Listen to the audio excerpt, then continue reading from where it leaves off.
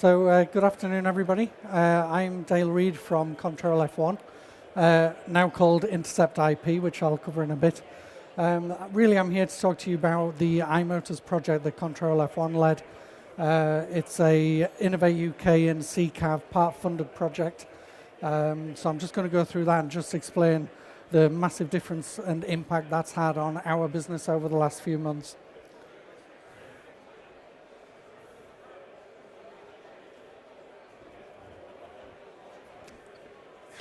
Technology.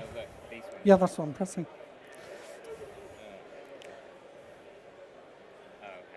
There we go. Technology. So iMotors is a consortium project. It was run over 2 years. It was 1.7 million, 70% of which was funded by CCAV and managed by Innovate UK, and the rest of the money, effectively, the commercial businesses had to come up with it. So it was between Control F1, the University of Nottingham, Info Hub and Haduma. Control F1 were the project leads and we were the software development company. So we were responsible for developing the device that went into the vehicle, all of the cloud applications and everything else that went around it. The University of Nottingham, they produced a low-cost, high-quality GPS positioning system. So it was sub 1 meter positioning. Now, in normal terms, that's usually a very expensive piece of kit. They managed to produce a system that worked with a very small cost to that. So we had the cloud computing system. We had the edge devices with intelligence built in on the device. We had machine learning that was on the cloud. So the idea of the system, with most of these telematics devices that are in cars at the minute, they're fairly dumb devices. They just provide data to the cloud, and then the cloud does all of the clever work. What we were trying to do is we wanted to make things as real time as possible. So the idea was to try and build intelligence into the edge device instead, so that the car itself was able to understand what was happening with the system and make some decisions. But we were still transferring data to the cloud. So the cloud was still learning. The cloud was providing machine learning and AI, and that could then be fed back into the vehicle. So the idea is that each vehicle was independent, but it was still feeding data to the cloud, which then gave us opportunity to get learnings from that and feed that back into the box. On top of that, we had a lot of unique functionality that we also created. So once we created the framework with the device in the cloud system, we were like, well, what are we going to do now?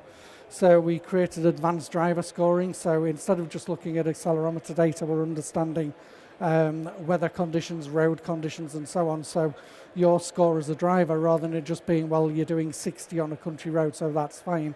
It's saying, well, it's been raining for the last 24 hours, so there's standing water, it's a narrow lane, it's a blind bend, and therefore we can adjust that and try and adjust the driver's behavior accordingly. We also have driver identification, so as you drive, it understands your driving style. It starts to learn whether it's you or your partner or another driver in a company vehicle.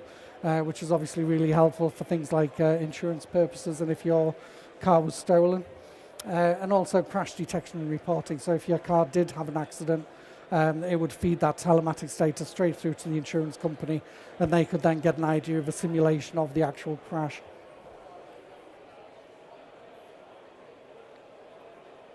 Good Lord.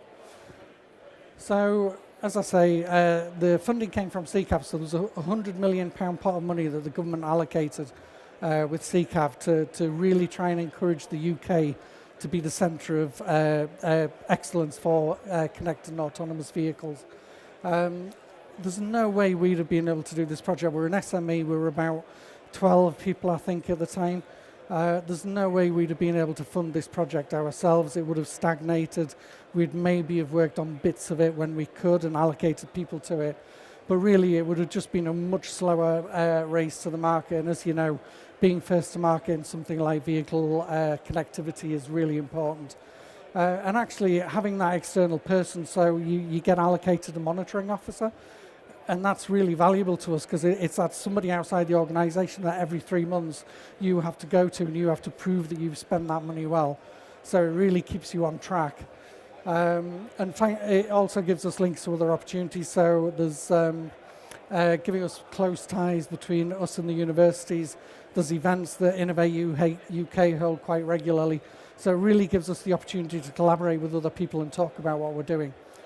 So that's in terms of iMotors. Now in terms of Control F1, so it was a 2-year project. It finished in May this year. Since then, we received an acquisition offer from a company called Intercept IP. They bring with them a lot of intellectual property and patents, which we can now develop into our systems. And they've given us access to telematics hardware as well. So traditionally, we've always been a software solution provider. Now we've got everything from end to end. So we've got the hardware services that can go into the vehicle, and we've got the software and everything else as well. On top of that acquisition, they've also secured us additional funding of 1.3 million, and that comes from Kerry Michael, who was commercial director at the RAC, insurance director rather. Theo Pafitis, who you probably know from Dragon's Den, and Mark Blundell, who's an ex-Formula One driver.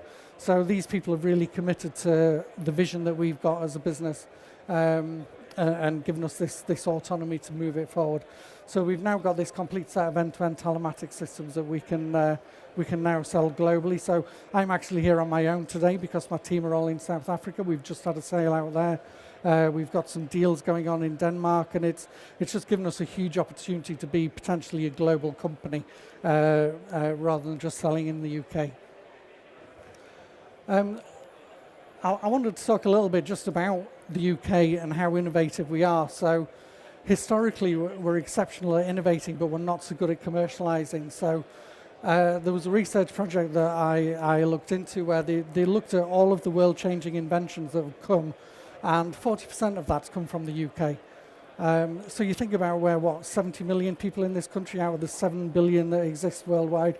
So 1% of the world population have produced 40% of the world's biggest inventions. And just a few of those, you've got antibiotics, vaccination, locomotives, the World Wide Web, of course, light bulbs, photography, tin cans, stainless steel, jet engines, the telephone, TVs, refrigeration, ATMs, wind-up radios, cement, graphene, of course, coming from my area in Manchester. And how British can you get with graphene? You know, it's basically pencil lead and some sticky tape. It's so Blue Peter. But it's just produced this amazing environment. Computers and computer programming, which obviously have had a massive impact on my life. And of course, chocolate, which has had a massive impact on my waistline. We've also got 76 Nobel Prizes for science and technology in this country. All of that is something where we should be massively proud of. However, a lot of those innovations then go abroad, and that's where they get commercialized. We're not good at commercializing yet in the UK, but that's where organizations like Innovate UK and CCAV and everything else are coming from. You know, this is the government really encouraging us to try and find a way to move things forward. So we've now got these government agencies. There's funding in place for people, all with the aim of bringing the universities and inventors together with commercial concerns. There's catapults across a wide variety of verticals. So we work with the SAC, the Satellite Applications Catapult, the Transport Systems Catapult, and all of these people are there to help you. You know, if you're a commercial concern, you can go to these businesses and say, this is what I'm trying to do, and they will help link you up either with funding or with people that can help you get there.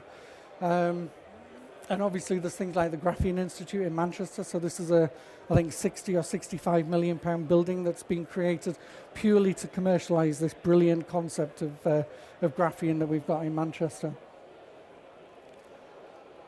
So in summary, iMotors simply wouldn't exist without the Innovate UK funding and CCAV funding.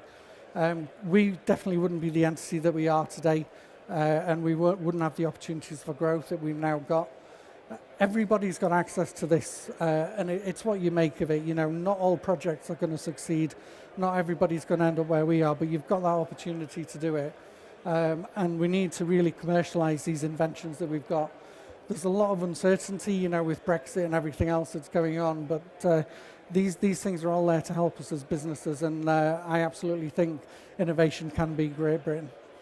So that's it. Thank you. Is there time for questions, or yeah? Anybody? Thank you for staying. No?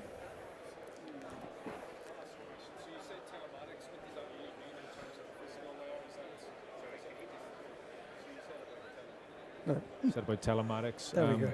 What's the physical layer that you're referring to there? Is it DSRC, 11P, LTV? What do you really mean? So everything's encompassed within that. So the idea of the solutions that we're offering is that you get in it what you need as a business for the telematics device. So it can incorporate V2V comms, it can have the cloud communications, the vehicle to infrastructure and so on. So it's not necessarily custom built, although we can do that, but we've got a wide range of physical products that will help you achieve what you need to do and provide the relevant data that you need to the cloud.